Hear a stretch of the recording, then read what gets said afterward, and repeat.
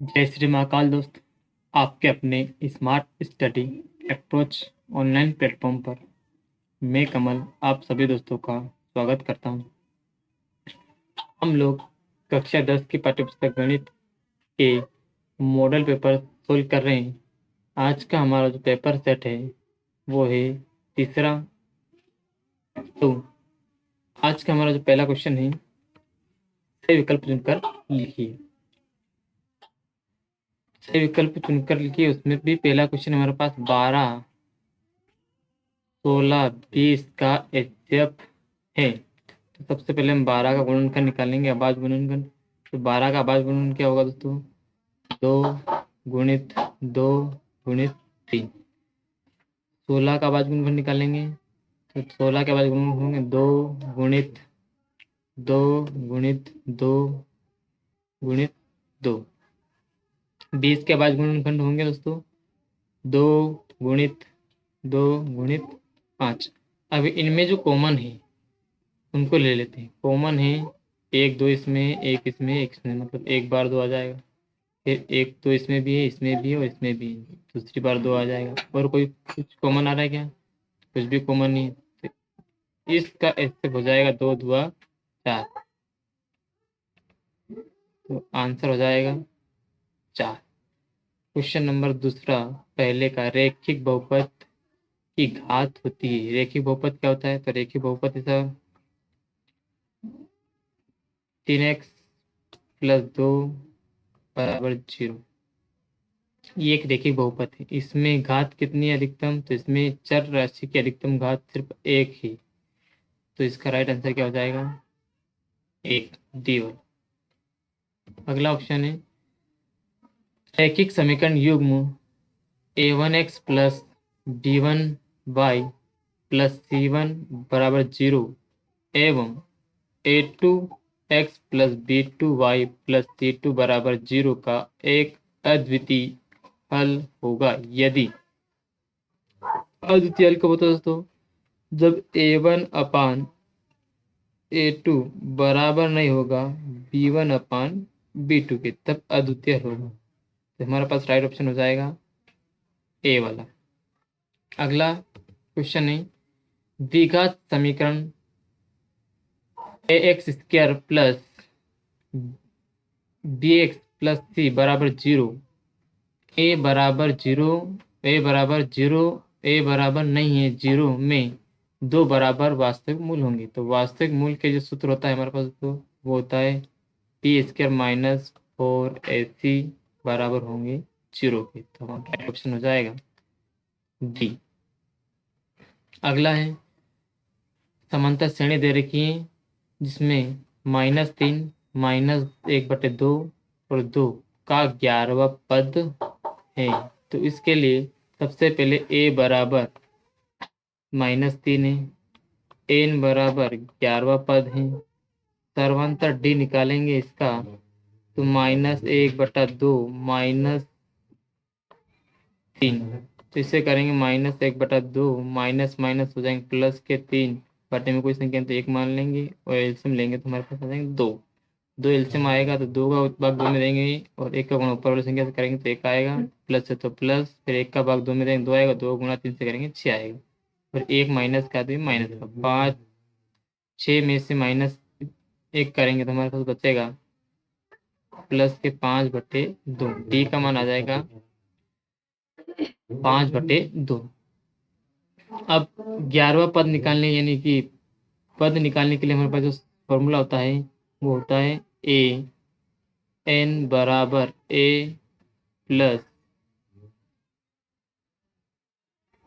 n-1 into D. ये formula हमारे पास होता है। अब तो जो हमारे पास समीकरण में मान दे रखा है n का मान हमारे पास 11 है, मतलब 11वें पद का मान निकालना है। a का मान है -3 प्लस n का मान 11 है, -1 है, डी हमारे पास दे रखा है गुणा में 5/2। इसे सोल्व करेंगे तो हमारे पास आएगा -3 प्लस 10 बचेंगे, 11 में से 1 जाएगा तो 10 बचेगा और गुणित में ही 5/2। 2 से ये कटेगा तो आ जाएंगे 2 × 5 = 10 और बच जाएगा -3 प्लस 5 में 25, ये आ जाएंगे 25 माइनस 3, 25 में से 3 घटाएंगे तो हमारे पास बचेंगे 22, प्लस के 22, हमारे पास जो 11वां पद आएगा प्लस का 22, राइट ऑप्शन हो जाएगा बी।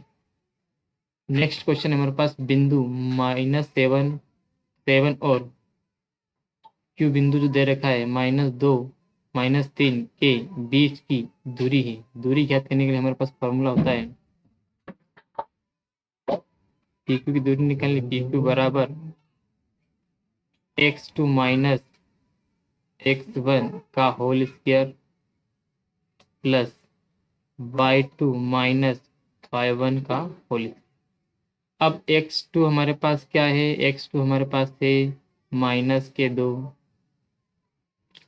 और x1 हमारे पास क्या है माइनस का 7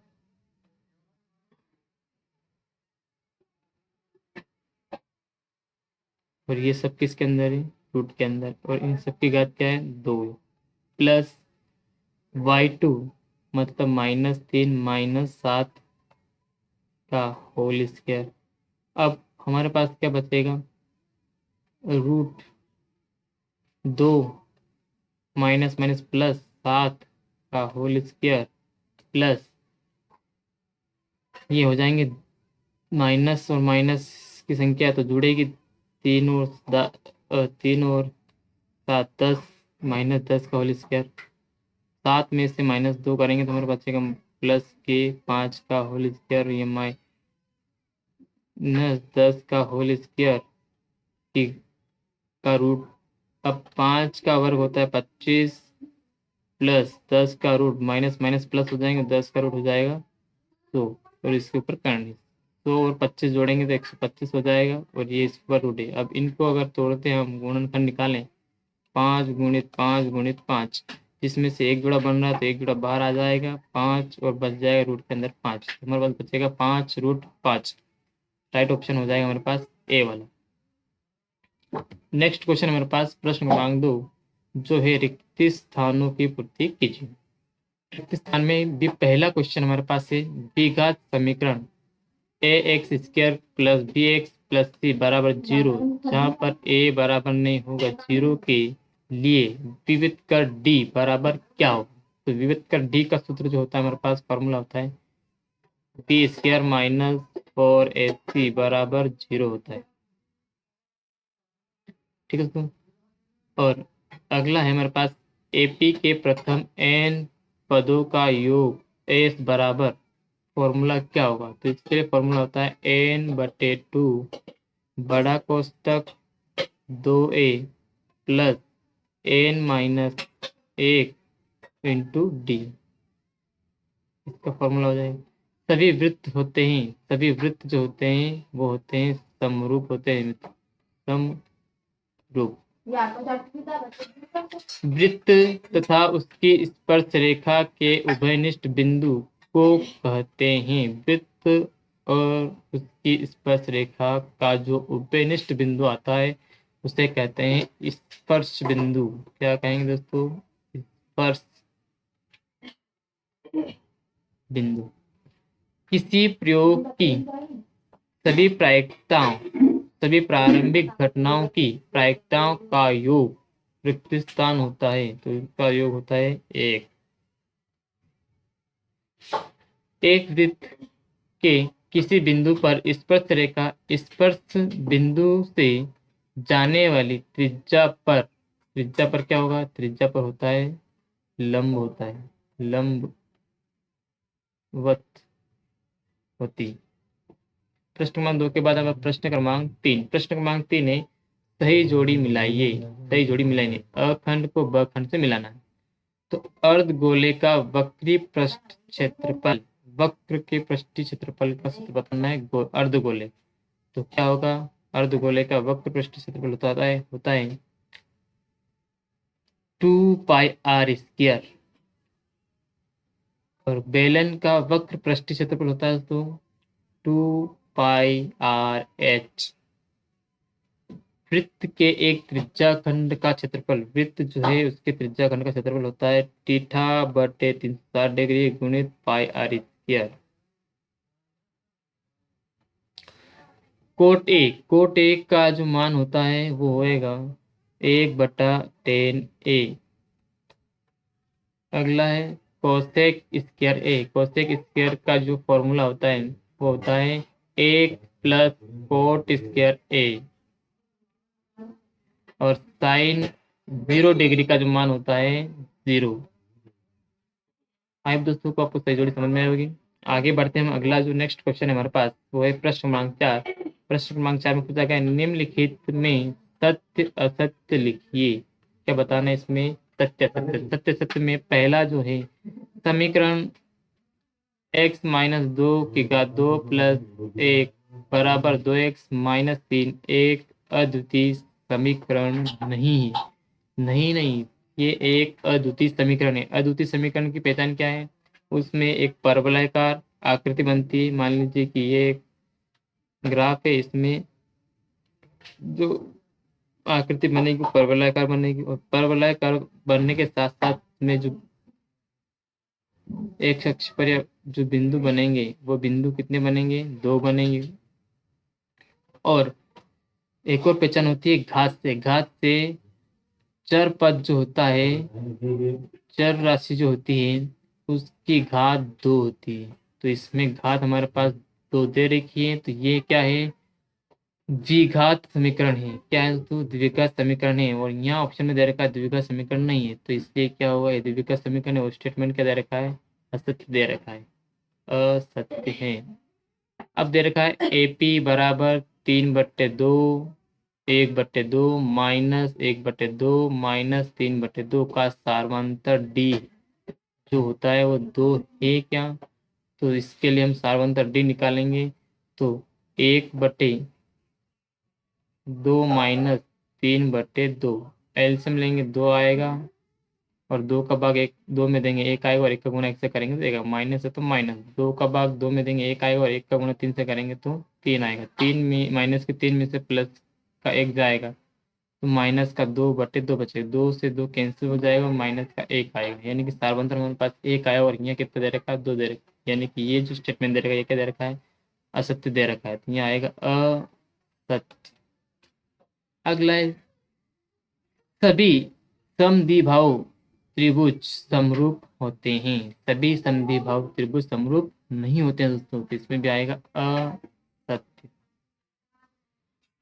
बिंदुओं A बराबर 3 -1 और यहाँ 8 की जगह दोस्तों B है। बिंदु B 6 4 का मध्य बिंदु 9 3 है। तो इसके लिए हम क्या करेंगे? मध्य बिंदु निकालने के लिए जो फॉर्मूला हमारे पास होता है वो होता है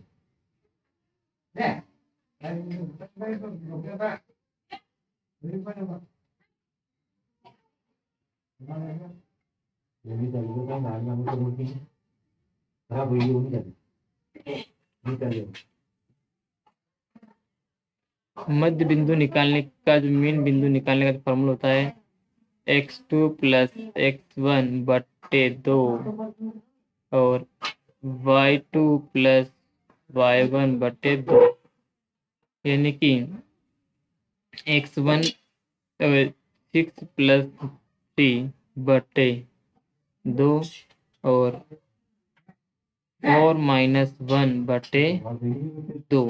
अब ये हो जाएगा 9/2 और 4 में से 1 जाएगा तो बचेगा हमारे पास 3/2, यानी कि मध्य बिंदु हमारे पास आएगा 9/2 और 3/2। और यहाँ दे रखा है 9 और 3, तो ये क्या स्टेटमेंट? असत्य है, तो असत्य है।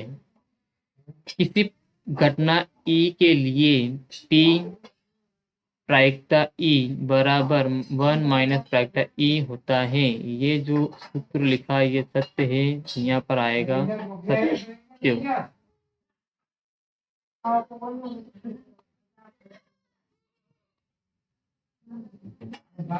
सत्य।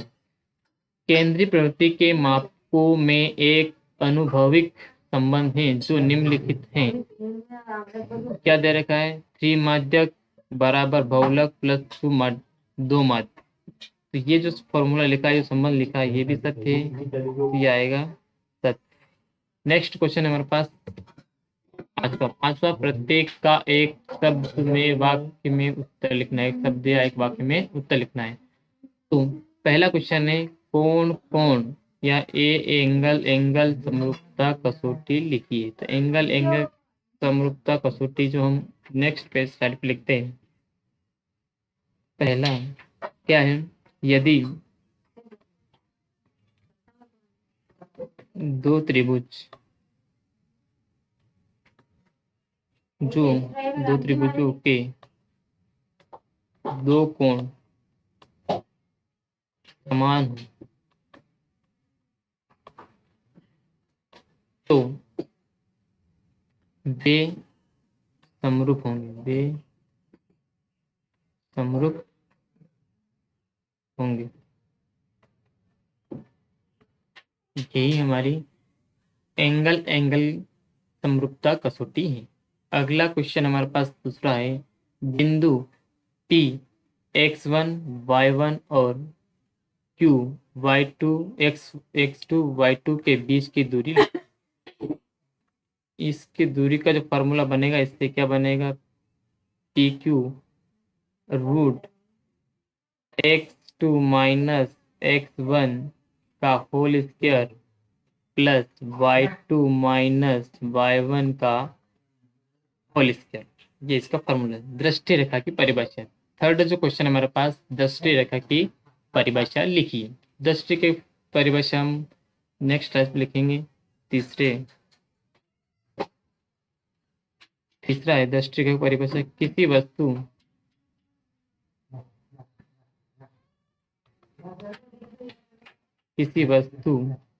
से किसी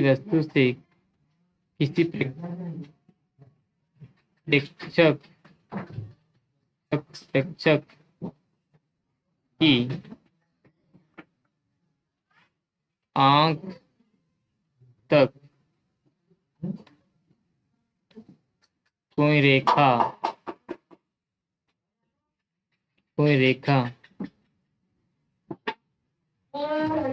खींची जाए तो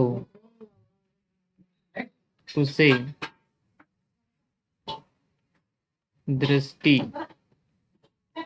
रेखा कहते हैं। फोर्थ नंबर का क्वेश्चन है, वृत्त के त्रिज्यखंड के चाप की लंबाई का सूत्र लिखिए। वृत्त के त्रिज्यखंड के चाप की लंबाई थीटा बट्टे 360 डिग्री गुणित 2πr, ये इसका फॉर्मूला होता है। एक वृत्त की कितनी स्पर्श रेखाएं हो सकती है। मान लीजिए कि एक वृत्त है दोस्तों, इस वृत्त का केंद्र ये है, इस केंद्र से होकर कितनी स्पर्श रेखा खींची जा सकती है, इस केंद्र से होकर अनंत स्पर्श रेखाएं खींची जा सकती है, जिसका कोई अंत नहीं है। यहाँ आएगा अनंत।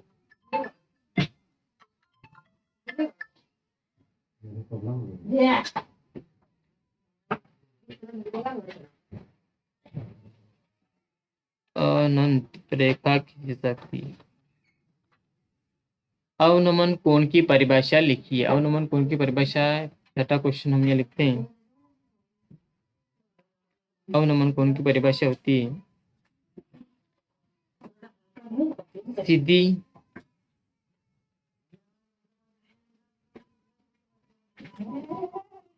क्षैतिज रेखा और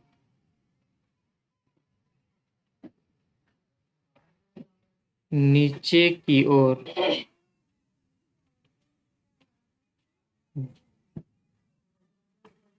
देखने वाले दृष्टि रेखा के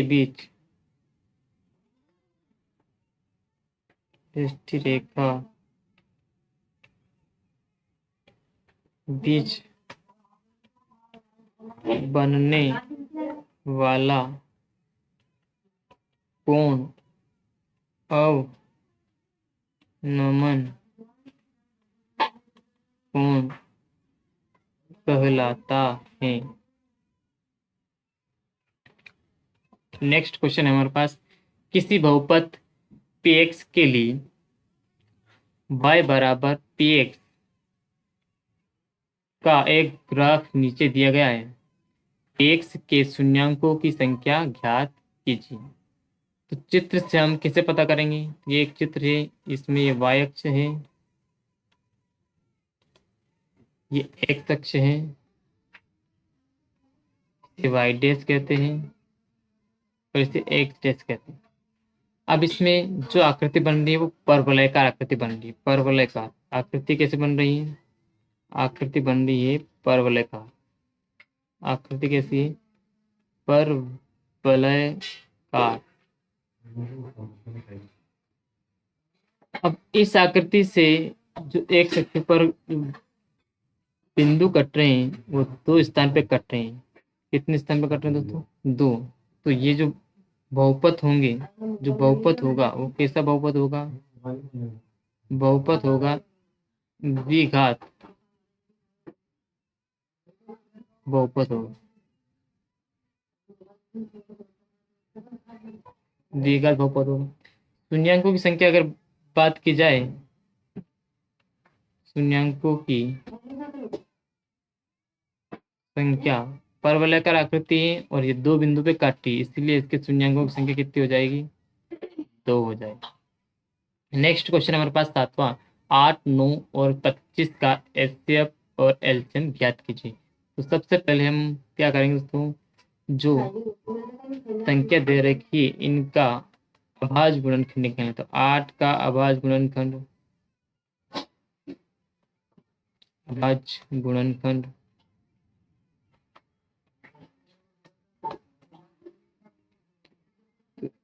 2 गुणित 2 गुणित 2, 8 का अभाज्य गुणनखंड हो जाएगा। 9 का अभाज्य गुणनखंड 3 गुणित 3 हो जाएगा। 25 का अभाज्य गुणनखंड क्या हो जाएगा? 25 का अभाज्य गुणनखंड 5 गुणित 5 हो जाएगा। अब पूछा गया है कि हमसे तो 8, 9 व 25 का एचसीएफ ऐसे पूछा गया है। तो एचसीएफ में जो हमारे पास गुणनखंड आया उनमें जो कॉमन होगा वो हमारा एचसीएफ होता है। तो 2 है, 2 इसमें भी नहीं, 3 इसमें भी नहीं, यानी कि इसमें कॉमन कुछ भी नहीं आ रहा है, कुछ भी कॉमन नहीं आता है। तो उस कंडीशन में हम लोग उसमें एक कॉमन मानते हैं। एक हमेशा हर जगह कॉमन रहता है। तो इसका अभिष्ट एचसीएफ हो जाएगा 1। 8, 9 व 25 का एलसीएम ज्ञात करेंगे। तो क्या करेंगे, जो हमारे पास गुणनखंड आया है वो सारे लिख लेंगे। सारे में जो कॉमन होगा उसे हटाकर लिखना है। तो कॉमन तो कुछ भी नहीं है, तो सारे लिखना पड़ेंगे। 2 गुणित 2 गुणित 2 गुणित 3 गुणित 3 गुणित 5 गुणित 5। 5 दूनी यानी 5 में 25, 25 दूनी 50, 50 दूनी 100, 100 दूनी 200 और 200 या 600, 600 या 1800, यानी कि ऐसे आ जाएगा 1800। आई दोस्तों को आपको समझ में आया होगा। नेक्स्ट क्वेश्चन हमारे पास 8वां, द्विघात बहुपद 3x की घात 2 माइनस 3 के शून्यांकों का योगफल और गुणनफल ज्ञात कीजिए। तो हमारे पास सबसे पहले हम क्या करेंगे, हल में मानेंगे, माना कि द्विघात बहुपद एफ एक्स बराबर क्या है? x की घात 2 माइनस 3। देख, इसको हम मानक समीकरण से तुलना करते हैं। मानक बहुपद से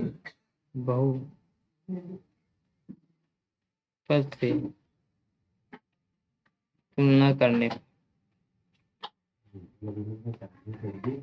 क्या आ जाएगा? एफ एक्स बराबर x² माइनस या प्लस 0 एक्स प्लस सी। तो शून्यांक के लिए, शून्यांक ज्ञात करने के लिए करेंगे, शून्यांक के लिए क्या करेंगे, एफ एक्स को हम 0 के बराबर करेंगे। एफ एक्स का मान है हमारे पास एक्स की घात 2 माइनस 3 बराबर 0। अब एक्स की घात 2 माइनस 3 है, इस 3 को हम लिख सकते हैं √3 की घात 2 बराबर 0 लिख सकते हैं। अब हमारे पास बचा जो आया है एक्स की घात 2 माइनस एक्स √3 की घात 2 होती है, यानी कि ये एक फॉर्मूला बनता है, जो बनता है क्या है, एक ए का स्क्वायर माइनस बी स्क्वायर बराबर होता है हमारे पास ए माइनस बी इंटू ए प्लस बी। इस फॉर्मूले से बन जाएगा हमारे पास एक्स माइनस √3 कोष्टक एक्स प्लस √3 बराबर 0 हो जाएगा। तो हम एक्स 0 के बराबर करेंगे इन दोनों को, तो एक्स माइनस √3 बराबर 0, एक्स बराबर प्लस का √3। फिर अगला है एक्स प्लस √3 बराबर 0 है, तो एक्स को पहला करेंगे तो माइनस √3 आ जाएगा, यानी कि अल्फा और बीटा का मान आ जाएगा। एक को अल्फा मान लो और एक को बीटा मान लो। अब हमें योगफल ज्ञात करना, शून्यांकों का योगफल और शून्यांकों का गुणनफल। शून्यांकों का योगफल बराबर होता है अल्फा प्लस बीटा, और अल्फा का मान हमारे पास प्लस का √3 फिर माइनस का √3,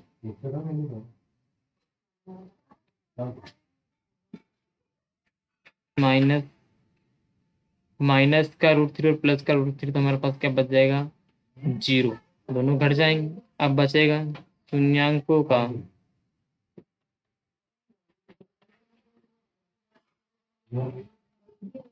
गुणनफल होता है अल्फा इंटू बीटा।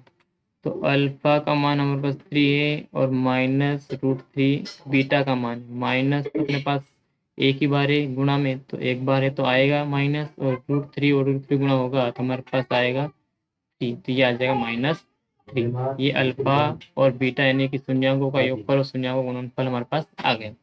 अगला नेक्स्ट क्वेश्चन हमारे पास है अनुपात।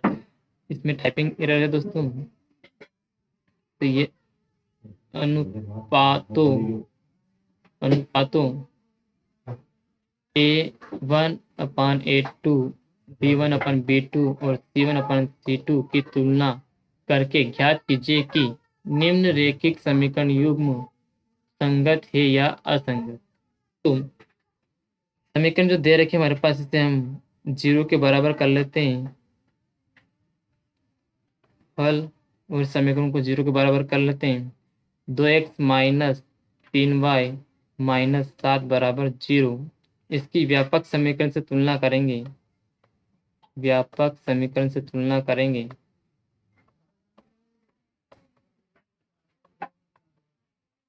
तो हमारे पास क्या आएगा, ए एक्स माइनस फिर प्लस डी वाई प्लस सी वाई।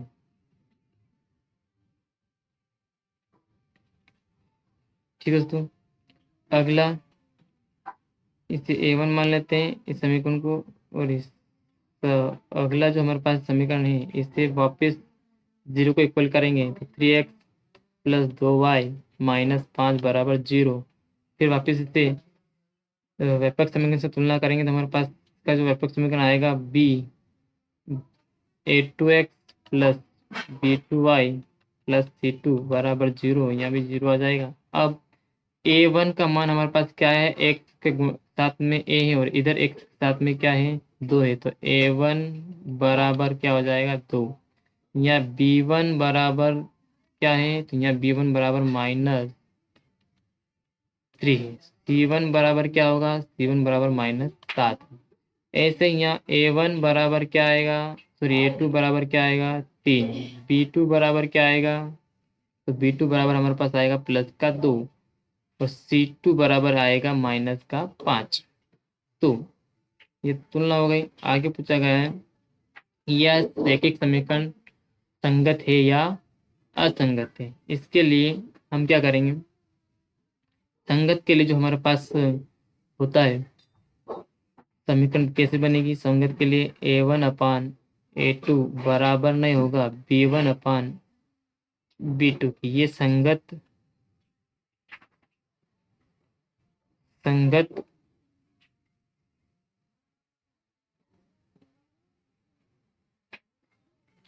संगत के या प्रतिच्छेदी या प्रतिच्छेद रेखा होगी के लिए होगा। तो A1/A2 की तुलना हम करते हैं, A1/A2 बराबर नहीं होगा B1/B2 की। तो हमारे पास जो A1/A2 का मान क्या है, A1/A2 A1 का मान है 2 और A2 का मान है 3। तो यहाँ A1 का मान तो हम रख देंगे 2/3 बराबर नहीं होगा B1/B2। B1/B2 का मान क्या है, B1 का मान -3 और B2 का मान 2। तो B1 का मान -3 और B2 का मान 2। तो ये दोनों बराबर नहीं है, इसीलिए क्या होगी, ये रेखाएं क्या होगी, संगत होंगी। क्या होगी, संगत रेखाएं होंगी।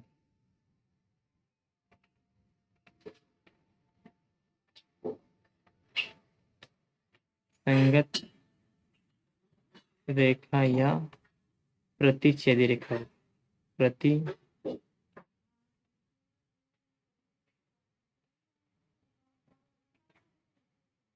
प्रतिच्छेद रेखा है, ये हमसे पूछा गया।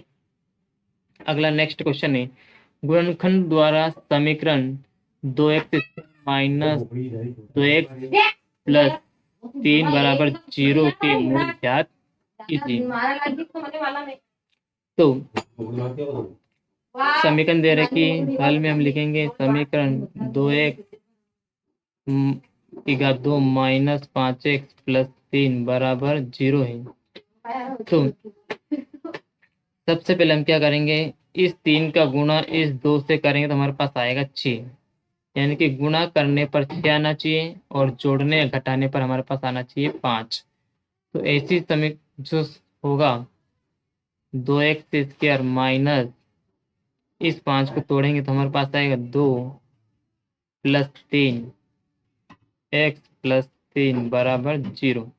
अब 2x² minus 2x minus 3x plus 3 बराबर क्या होगा 0। एक जोड़ा ये हो जाएगा और एक जोड़ा ये हो जाएगा, तो आ जाएगा हमारे पास 2x बराबर x माइनस 1 और यहाँ से हम -3 कॉमन लेंगे और यहाँ आ जाए हमारे पास x माइनस 1 बराबर 0। अब इस और इस पद में से हमारे पास कॉमन आएगा x माइनस 1, बच क्या जाएगा 2x माइनस 3 बराबर क्या हो जाएगा 0। अब इसको हम 0 के बराबर करेंगे तो x माइनस 1 बराबर 0 और 2x माइनस 3 बराबर 0। तो यहाँ से x को अकेला करेंगे तो हमारे पास आएगा प्लस का 1 और यहाँ से हम x को अकेला करेंगे 2x बराबर प्लस 3 और x बराबर 3/2, यानी कि x का मान 3/2 आ जाएगा और x का मान 1/1 आ जाएगा। तो ये दोनों हमारे क्या हो जाएंगे, इसके मूल हो जाएंगे। नेक्स्ट क्वेश्चन हमारे पास आएगा, नेक्स्ट क्वेश्चन हमारे पास क्या आएगा, नेक्स्ट क्वेश्चन हमारे पास 2 अंक वाली कितनी संख्याएं 3 से विभाज्य हैं। 2 अंक वाली ऐसी कितनी संख्याएं हैं जो 3 से विभाज्य हैं। तो इस सवाल के करने के 2 तरीके हैं, मैं आपको दोनों तरीके बताऊंगा। तो आइए दोनों तरीकों को क्रमवाइज समझते हैं। पहला तरीका इसका क्या है, पहले वो समझ लें। पहला तरीका है फॉर्मूला वाला। फॉर्मूला वाला कैसा है, तो देखिए 2 अंक की 3 से विभाज्य होने वाली सबसे छोटी संख्या, सबसे छोटी संख्या, संख्या क्या हमारे पास 12 एकमात्र सबसे छोटी संख्या है जो तीन से भाग जाएगा उसमें, और दो अंक की तीन से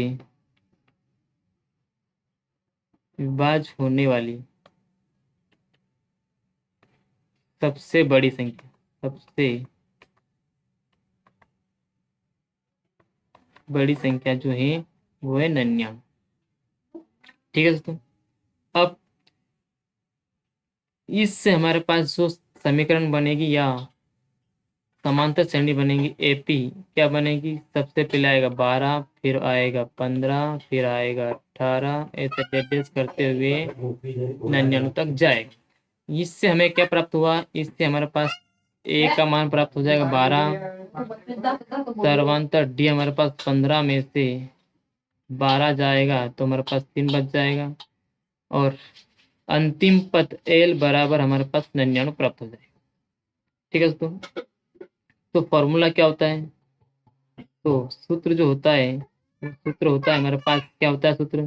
सूत्र होता है एल बराबर ए प्लस एन माइनस 1 कोष्टक के अंदर बंद दोनों इंटू टी।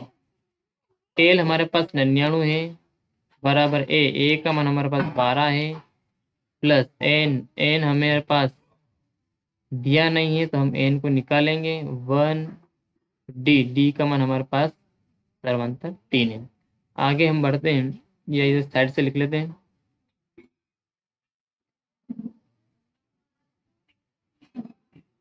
नन्याणु, ये 12 उठ के इधर आएंगे तो माइनस के हो जाएंगे, बराबर एन माइनस 1 इंटू 3। अब 99 में से 12 है, 9 में से 2 जाएगा 7 बचेगा, और 9 में से 1 जाएगा 8 बचेगा। इधर एन माइनस 1 गुणित 3 हो जाएगा। अब ये एन उठ के इधर आ जाएगा तो अपने पास आएगा 87/3 बराबर एन माइनस 1 हो जाएगा। अब इससे काटेंगे तो 3 एकम 3, 3 दूना 6 और 3 नम 27, यानी कि 27 बराबर एन माइनस 1। अब एन को हम अकेला करेंगे तो 29 प्लस 1 बराबर एन हो जाएगा, और 29 और में 1 जोड़ेंगे तो आ जाएगा 30। एन बराबर क्या आ जाएगा? 30। एक तो ये सूत्र विधि से हो जाएगा। अगला जो सवाल हमारे पास एक और विधि इसकी जो है वो है सेकेंड विधि। हम समझते हैं इसकी सेकेंड विधि है बड़ी संख्या, फॉर्मूला होगा बड़ी संख्या बटे 3 माइनस 2 अंक छोटी संख्या, छोटी संख्या बटे 3। तो 2 अंक की सबसे बड़ी संख्या 3 से विभाज्य होने वाली, या 2 अंक की सबसे बड़ी संख्या जो होती है वो 99 होती है, और 2 अंक की सबसे छोटी संख्या जो होती है वो 10 होती है, वो बटे में 3। अब 99 में 3 से भाग देंगे 3 या 9, 3 या 9, माइनस 10 में 3 से भाग देंगे 3 या 9 बचेगा। अब दशमलव में जो आंसर आया उससे हमें कोई मतलब नहीं, हमें सिर्फ पूरा पूरा भाग जाए वहां तक कहीं हमें आंसर चाहिए। तो 10 में 3 का भाग देंगे तो पूरा पूरा भाग जाएगा 3 बार। कितनी बार जाएगा दोस्तों? 3 बार जाएगा। तो हमारे पास आ जाएगा 33 माइनस 3, 33 में से 3 घटाएंगे तो हमारे पास बचेगा 30। तो ये हमारे पास एन का मान आ जाएगा, संख्या क्या आ जाएगा? 30। ये आंसर हो जाएगा। नेक्स्ट क्वेश्चन हमारे पास है, यदि त्रिभुज एबीसी बराबर डी ई समांतर है बी सी, तो ई सी ज्ञात कीजिए। यानी कि ये चित्र दे रखा है, इस चित्र में हमारे पास क्या क्या दे रखा है। तो सबसे पहले हम लिख लेते हैं, दिया है त्रिभुज एबीसी में क्या क्या दे रखा है? डीई समांतर है बीसी। तो हमें और कुछ दे रखा है, चित्र में हमारे पास दे रखा है ए ई बराबर 1 सेंटीमीटर, और ए डी बराबर हमारे पास दे रखा है 1.5 सेंटीमीटर, और डी सी बराबर दे रखा है 3 सेंटीमीटर। तो तो थेल्स प्रमेय से इसे सोल्व करते हैं हम। तो हमारे पास थेल्स प्रमेय होती है हमारे पास। थेल्स प्रमेय क्या होती है? थेल्स प्रमेय होती है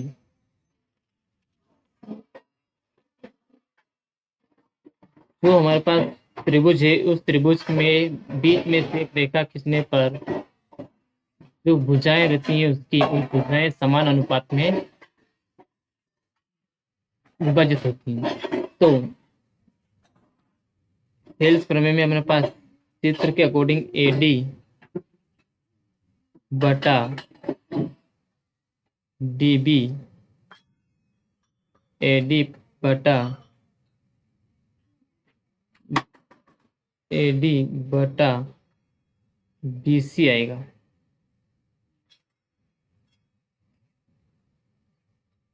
ये थोड़ा सा दोस्तों चित्र में करेक्शन करना पड़ेगा। ये हो जाएगा, ये जो B है इस B को C बनाओ, ये C हो और ये है अपने पास B। ये AD बटा BD AD बटा DB बराबर होगा किसके होगा? ये होगा AE बटा EC। ठीक है दोस्तों। तो हमारे पास AD का मान क्या दे रखा है? AD का मान हमारे पास दे रखा है दोस्तों, AD का मान हमारे पास दे रखा है, AD का 1.5 बटे बी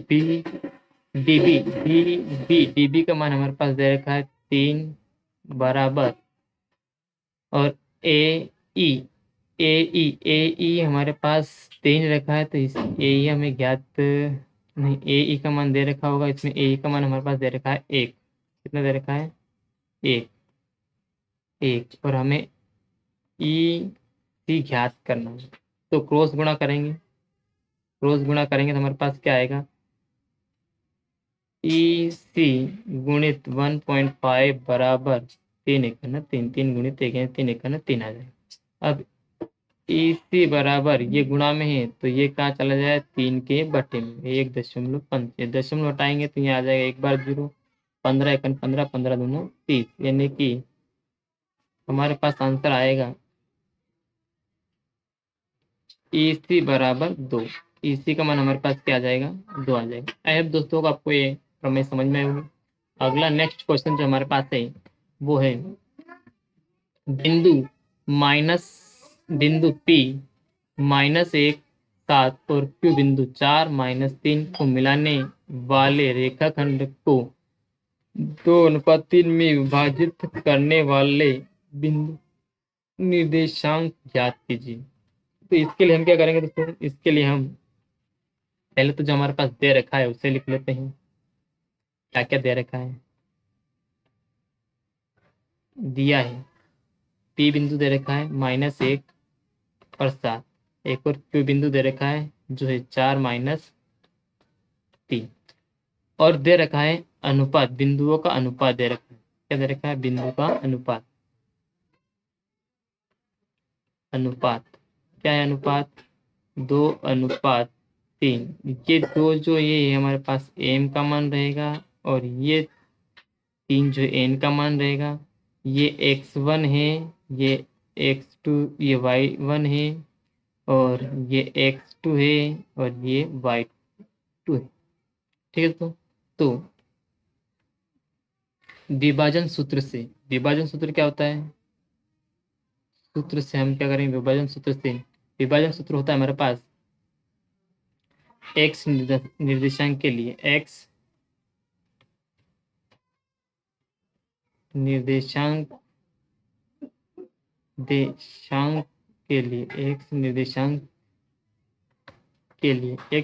के लिए विभाजन सूत्र क्या होगा?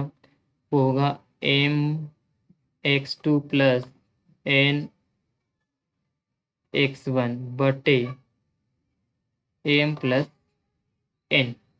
अब m हमारे पास 2 है, गुणित x2 हमारे पास 3 है, प्लस n हमारे पास 3 है, और x1 हमारे पास -1 है, बटे m हमारे पास 2 है, n हमारे पास 3 है। अब इसे हम आगे सोल्व करेंगे तो 3 दूना 6 और माइनस 3 एक 3, मतलब कि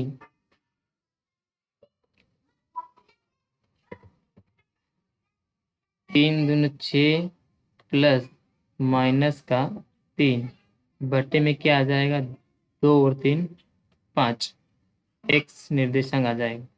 तो 6 में से -3 करेंगे तो हमारे पास बचेगा, -3 करेंगे तो 3 बचेगा, 3/5, एक्स का निर्देशांक क्या आएगा, 3/5। अब y के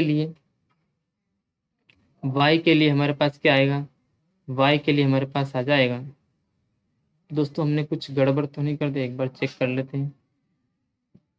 x1 का मान हमारे पास क्या है, -1, x2 का मान हमारे पास, यहाँ गड़बड़ हो गया दोस्तों, x2 का मान हमारे पास 4 है, तो यहाँ आएगा 4, 2 दूना 4, 4 दूना 8, यहाँ आएगा 8, 8 में से -3 जाएगा तो 5 आएगा, 5 से 5 कट जाएगा तो बच जाएगा, एक्स का निर्देशांक हमारे पास 1, क्या बच जाएगा दोस्तों, 1 बच जाएगा। अब y निर्देशांक के लिए, y निर्देशांक के लिए y निर्देशांक के लिए क्या हो जाएगा, y निर्देशांक के लिए हो जाएगा my2 प्लस ny1 बटे m प्लस n। अब m का मान तो हमारे पास क्या है, m का मान हमारे पास है, m का मान हमारे पास 2 और n का मान 3। अब y2 का मान 3 है और y1 का मान y1 का मान हमारे पास 7 है। तो m का मान हमारे पास 2 और गुणित y2 का मान हमारे पास क्या है, y2 का मान हमारे पास -3 प्लस n का मान हमारे पास 3 और y1 का मान हमारे पास 7 हो जाएगा, बट्टे में आ जाएगा 2 प्लस 3। अब माइनस का कितना आ जाएगा, माइनस का 6 आ जाएगा, 3 दूना 6 प्लस 7 या 21, 21 में से माइनस का 6 घटाएंगे और 3 2 5 हो जाएगा, 21 में से माइनस का 6 घटाएंगे तो 15/5 आएगा, 5 एकन 5 और 5 तिया 15, यानी कि y निर्देशांक हमारे पास क्या आएगा, y निर्देशांक आएगा हमारे पास 3। तो अतः करके इधर लिख देते हैं, अतः बिंदु क्या आएगा हमारे पास, बिंदु आएगा 1 3। नेक्स्ट क्वेश्चन हमारे पास जो है वो है, यदि sin a बराबर 3/4 तो cos a बराबर tan a का मान परिकलित कीजिए। तो इसके लिए हमारे पास जो पहले दे रखा उसे लिख लेते हैं, दिया है sin a बराबर 3/4, तो हमें cos a और tan a का मान ज्ञात करना है। तो इसके लिए हम क्या करेंगे, इसके लिए हम करेंगे साइन ए और कोस ए के लिए हम साइन से कोस निकालना है, तो इसके लिए हमें एक शर्त समीकरण होती है, साइन स्क्वायर ए प्लस कोस स्क्वायर ए बराबर होता है 1। साइन का मान हमारे पास दे रखा है 3/4 और ये इसका होल स्क्वायर है प्लस कोस स्क्वायर ए बराबर 1 है। तो 3 का वर्ग करेंगे तो हमारे पास आएगा 9, ये इससे पूरा उठा कर इधर ले जाओ तो वो बेस्ट रहेगा, तो ले जाएंगे उठाकर कोस स्क्वायर ए बराबर 1 माइनस ये प्लस का तो माइनस हो जाएगा, और 3 का वर्ग करेंगे तो आ जाएगा 9 और 4 का वर्ग करेंगे तो आएगा 16। इसका एल्शियम लेंगे, इसके बटे में कुछ नहीं, एक आएगा तो इसका एल्शियम लेंगे, हमारे पास आएगा 16, 16 का गुणा एक से करेंगे 16 1 16 और 1 का गुणा 9 से करेंगे तो -9 आ जाएगा, यानी कि कोस स्क्वायर ए बराबर 16 - 9। 16 में से 9 घटाएंगे क्या आएगा, तो आएगा हमारे पास 16 में से 9 घटाएंगे तो हमारे पास आएगा 7 बट्टे यहाँ कितना है 16 बट्टे में 16। कोस स्क्वायर है ए, कोस स्क्वायर से कोस के ऊपर से स्क्वायर हटाएंगे तो ये आ जाएगा इधर कोस ए बराबर रूट 7/16, 16 करने से बाहर आ जाएगा, 4 × 4 से, तो रूट 7/4 कोस ए, कोस का मान आ जाएगा रूट 7/4। अब साइन का मान हमारे पास दे ही रखा है और कोस का मान हमारे पास आ गया, तो हमें टेन का मान निकालना है। तो टेन ए बराबर जो होता है साइन A/कोस ए। साइन ए का मान हमारे पास है 3/4 का बटा कोस ए का मान हमारे पास 7 √7 बटे कितना है 7/4। तो 3/4 बटे का बटा होने की वजह से प्लस गुणित हो जाएगा, प्लस गुणित यानी कि 4 जो नीचे है वो आ जाएगा ऊपर और 7 √7 जो ऊपर है वो आ जाएगा नीचे। 4 से 4 कैंसिल हो जाएगा, बच जाएगा 3/√7। 10 ए बराबर आ जाएगा 3/√7। ये हमारा इसका राइट ऑप्शन हो जाएगा। नेक्स्ट क्वेश्चन हमारे पास है, सिद्ध कीजिए कि भाई बिंदु से वृत्त पर खींची गई स्पर्श रेखा की लंबाई बराबर होती है। ये हमें सिद्ध करना है। तो इसके लिए हम क्या करेंगे, सबसे पहले एक वृत्त बनाएंगे और इस पर स्पर्श रेखाएं खींचेंगे। तो इसमें हमें क्या लिखना क्या है, तो सबसे पहले हम लिखेंगे कथन। क्या लिखेंगे दोस्तों, कथन। कथन में कुछ नहीं लिखना दोस्तों, यहाँ जो सवाल में दे रखा है उसमें से सिद्ध कीजिए कि ये हटाकर बाकी सारा लिख देंगे। बाकी क्या बचा है, भाई बिंदु से, भाई बिंदु से वृत्त पर खींची गई स्पर्श रेखा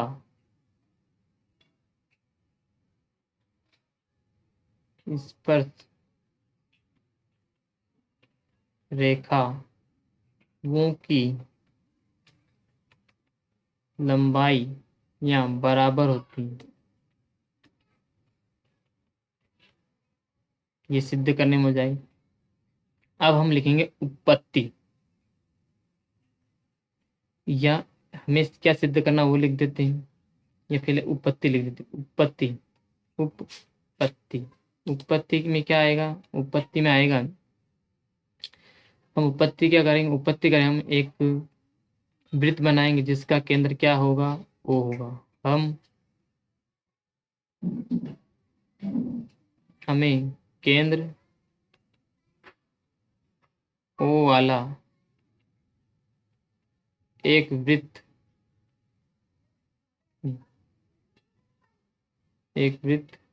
दिया है, ये जिसका एक ओ केंद्र दे रखा है, वृत्त है जिसका ओ केंद्र है। फिर बिंदु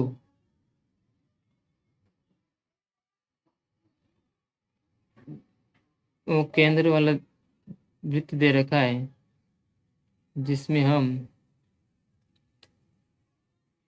जिसके बाहर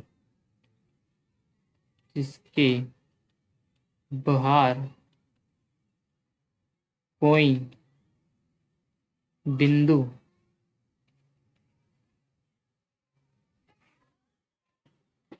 पी मानेंगे, ये बाहर बिंदु पी मानेंगे, पी स्थित मानेंगे, स्थित है।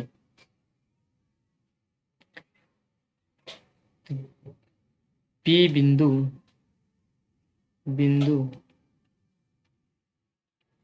पी से वृत्त पर, बिंदु पी से वृत्त पर दो स्पर्श रेखा खींचेंगे। कितनी स्पर्श रेखा खींचेंगे, दो। एक रेखा यहाँ से लगाकर ये और एक रेखा यहाँ से लगाकर ये, दो स्पर्श रेखाएं खींचेंगे।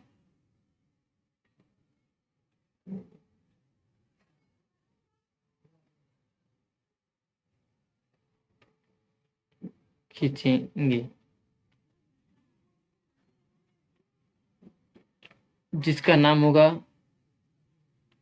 पी ए, इस बिंदु को हम क्या नाम देंगे? ए। इस बिंदु को हम नाम देते हैं बी। पी ए और पी बी। ठीक है। अब हमें क्या सिद्ध करना है वो लिख देते हैं। तो हमें सिद्ध करना है, सिद्ध करना है, क्या सिद्ध करना है? हमें सिद्ध करना है पी ए बराबर होगा पी बी के। ये सिद्ध करना है। तो इसके लिए तो तो इसके लिए क्या करेंगे? हमें हम ओ पी, ओ ए, ओ बी को मिलाएंगे। तो ऑलरेडी हमने चित्र मिला रखा है, मिलाएंगे। तब हमारे पास एक त्रिभुज बनेगा जिससे ओ ओ क्यू पी तथा एक और त्रिभुज बनेगा, एक और त्रिभुज बनेगा हमारे पास। कौन बनेगा? सर त्रिभुज नहीं, कौन? ओ क्यू पी और कौन? ओ आर पी बनेगा। फिर ओ आर पी नहीं, ओ भी माना है ना पर, नहीं यहाँ पर बी माना है, तो यहाँ आएगा ओ बी पी। एक ओ ओ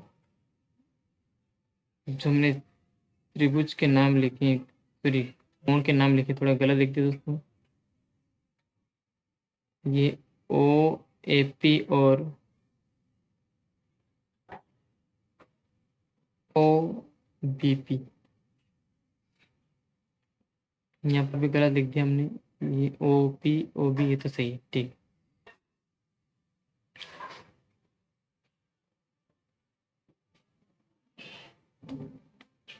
ठीक है दोस्तों, आगे बढ़ते हैं हम। तो ये क्या है? समकोण है। कौन से कोण है? समकोण है। जो त्रिकोण बने, कौन से कोण बने? ये कोण बने हमारे पास समकोण। समकोण कैसे बने? जैसे कि दोस्तों ये 0 से ए और पी एक त्रिभुज बना है, ओ ए पी, और एक त्रिभुज बना ओ बी पी। ये दो त्रिभुज बने, तो ये कोण बने। तो कोण बने, तो यह जो कोण बनेगा ये हमारे पास रहेगा, ये समकोण डिग्री का कोण होगा। कौन सा डिग्री का होगा? 90 डिग्री कोण होगा, जो समकोण होगा। आगे बढ़ते हैं हम। आगे समकोण है क्योंकि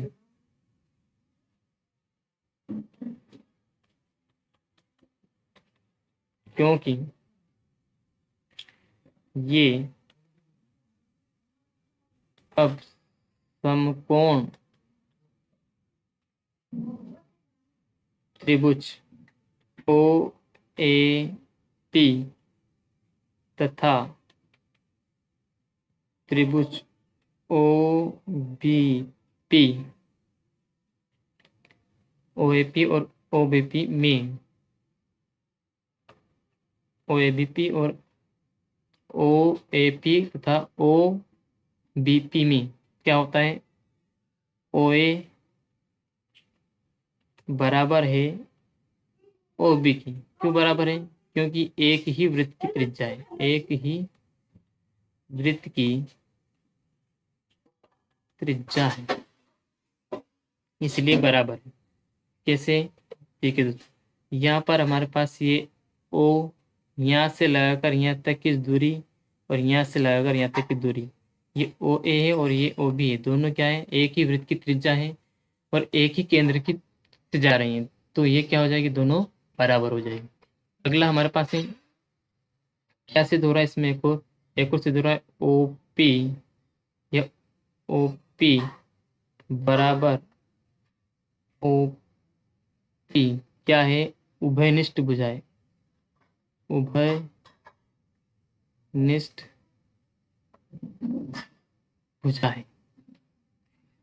तो हम कह सकते हैं कि त्रिभुज ओ ए पी बराबर होगा त्रिभुज ओ बी पी के।